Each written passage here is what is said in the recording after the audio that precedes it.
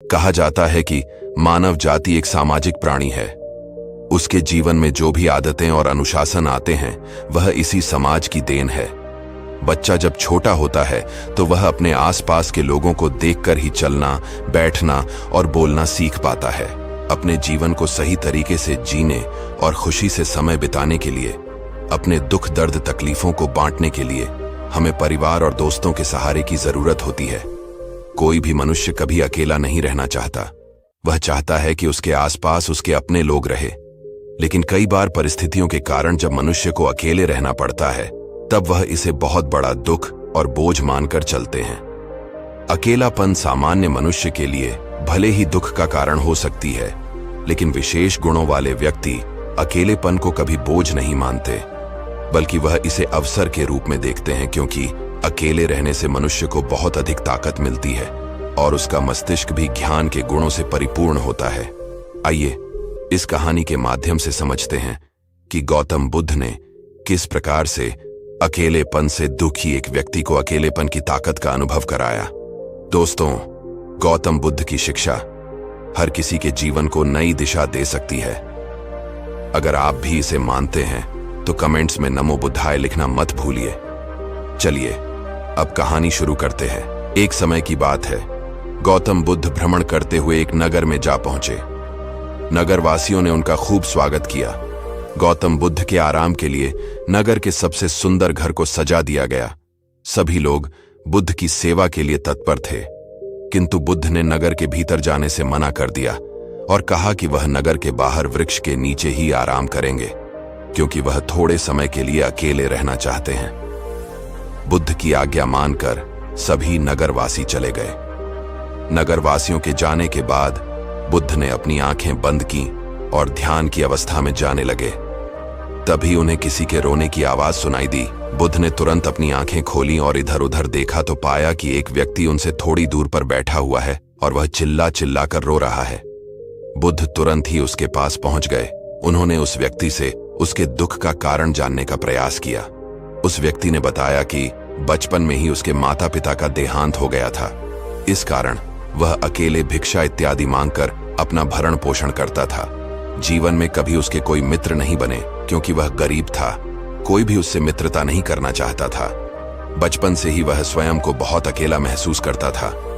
समय आने पर उसका विवाह भी हुआ, किंतु उसकी पत्नी और बच्चों ने कभी उसका सम्मान नहीं किया और उसे उसके ही द्वारा बनाए गए घर से बाहर कर दिया।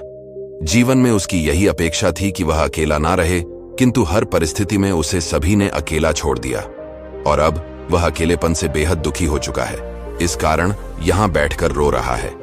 बुद्ध ने उसे व्यक्ति के बातों को ध्यान से सुना। उसे समझाते हुए गौतम बुद्ध बोले, क्या जब तुम पैदा हुए थे तब तुम्हारे साथ कोई था? उस व्यक्ति ने ना में उत्तर दिया। बुद्ध ने फिर अगला प्रश्न किया, क्या जब तुम इस धरती से जाओगे तब तुम्हारे साथ कोई जाएगा? उस व्यक्ति ने फिर ना में सिर हिलाया। बुद्ध बोले, फिर तुम्हें यह आशा क्यों है कि तुम्हारे साथ कोई रहे? वह व्यक्ति बड़े ही भाग्यशाली होते हैं जिन्हें अकेले रहने का सुख प्राप्त होता है। बड़े बड़े महात्माओं ने सिद्धियां प्राप्त की, ज्ञान प्राप्त किए, लेकिन इस प्राप्ति का मार्ग अकेलेपन से होकर जाता है। सबसे पहले उन्होंने अकेलेपन का मार्ग चुना और तभी जाकर उन्हें ज्ञान मिला। मैंने स्वयं भी अकेलेपन का मार्ग चुना। तभी उस व्यक्ति ने सवाल किया, क्या आपको अकेले डर नहीं लगता? बुद्ध मुस्कुराए और बोले, डर किस बात का? मैं यहां पर अकेला नहीं था, मैं स्वयं के साथ था। व्यक्ति उसने दूसरा प्रश्न किया कि हम सब मानव जाति हैं और हमें जीवन जीने के लिए दूसरे मनुष्यों की सहायता की आवश्यकता होती है। क्या हम अकेले रहकर जीवन बिता सकते हैं? बुद्ध ने कहा कि एक बालक जब छोटा होता है तो उसे मां की आवश्यकता होती है, पिता की आवश्यकता होती है, किंतु कुछ ही समय में जब वह बालक बड़ा हो जाता है तो उसकी आत्मनिर्भरता स्वयं के ऊपर आ जाती है। हम इस धरती पर अकेले ही जन्म लेते हैं, मृत्यु के समय भी अकेले ही होते हैं, तो फिर अकेलेपन से घबराना क्यों? जो व्यक्ति अकेले रहते हैं वह सबसे अधिक ताकतवर होते हैं। वह व्यक्ति अपने जीवन में होने वाली सभी घटनाओं के लिए स्वयं जिम्मेदार होते हैं। उनके पास सोचने के लिए अधिक वक्त होता है। एक अकेला व्यक्ति संसार को उत्तम दृष्टिकोण से देखता है और समाज में बदलाव लाने का प्रयास करता है। जीवन में यदि सफल होना है तो समूह का त्याग करके सबसे अधिक समय स्वयं को देना चाहिए। कोई व्यक्ति जब अपने लिए एकांत चुनता है वह अपने सभी कार्यों को बहुत ही सही दृष्टिकोण से देख पाता है और स्वयं की आदतों में सुधार कर पाता है। जब हम समूह में होते हैं तो हम दूसरे के जीवन और दूसरों की बातों पर अधिक ध्यान देते हैं। इससे हमारा स्वयं का विकास प्रभावित होता है।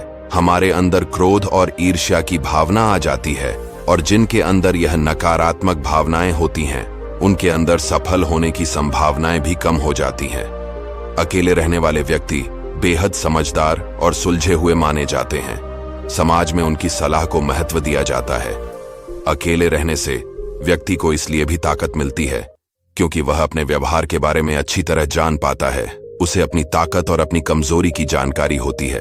वह स्थिति का सामना अन्य व्यक्तियों की तुलना में ज्यादा बेहतर तरीके से कर सकता है।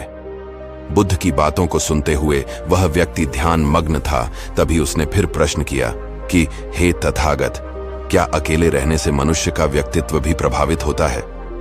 तब गौतम बुद्ध ने कहा कि यदि समूह में रहने वाले व्यक्ति और अकेले समय बिताने वाले व्यक्ति की तुलना की जाए तो समूह में रहने वाले व्यक्ति अक्सर अपने आसपास के लोगों के व्यक्तित्व से प्रभावित रहते हैं।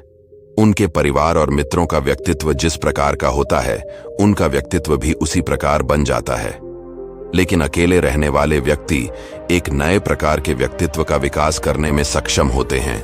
वह किसी के प्रभाव में नहीं आते, बल्कि स्वयं अपने व्यक्तित्व का निर्माण करते हैं। इतिहास के बड़े बड़े कवि और कलाकार आमतौर पर अंतर्मुखी और अकेले रहने वाले व्यक्तियों में गिने जाते हैं, क्योंकि अकेले रहने से उनके अंदर सृजन करने की क्षमता बढ़ती है। जब अकेले समय बिताते हैं तो सृजन पर ध्यान केंद्रित कर पाते हैं।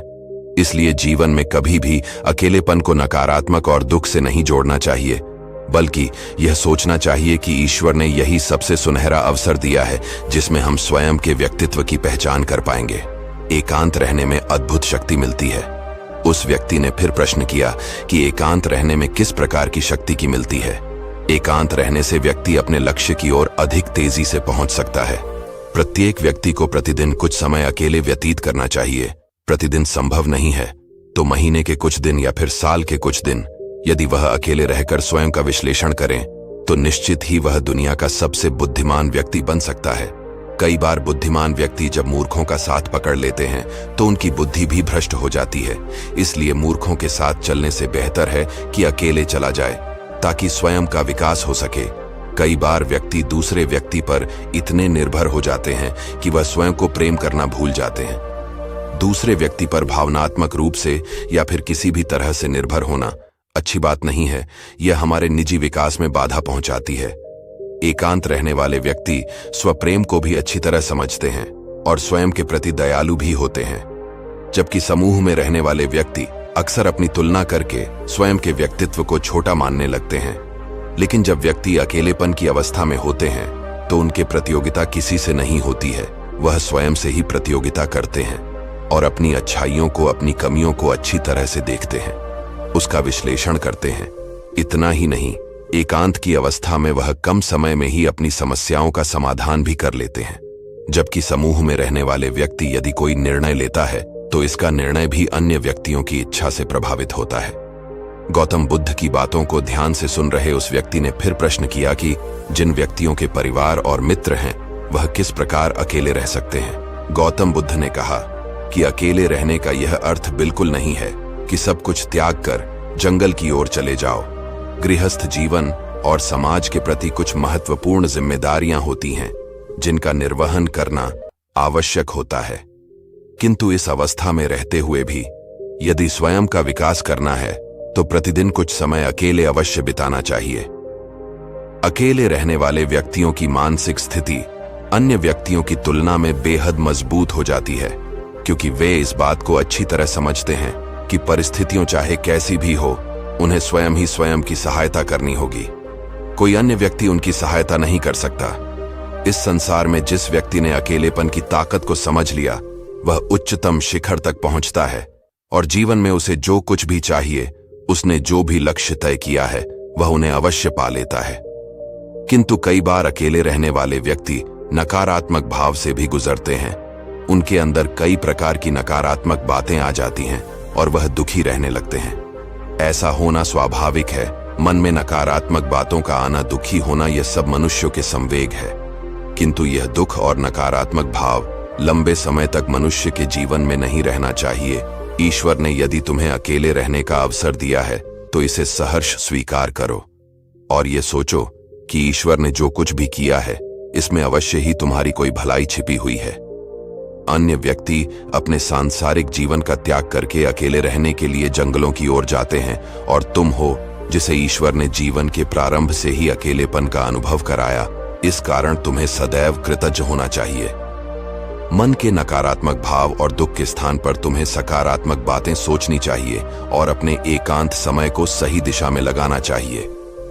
गौतम बुद्ध बोले कि प्रारंभ में तुम्हें अवश्य ही पीड़ा महसूस होगी, किंतु समय के साथ तुम्हें इसका लाभ भी मिलेगा।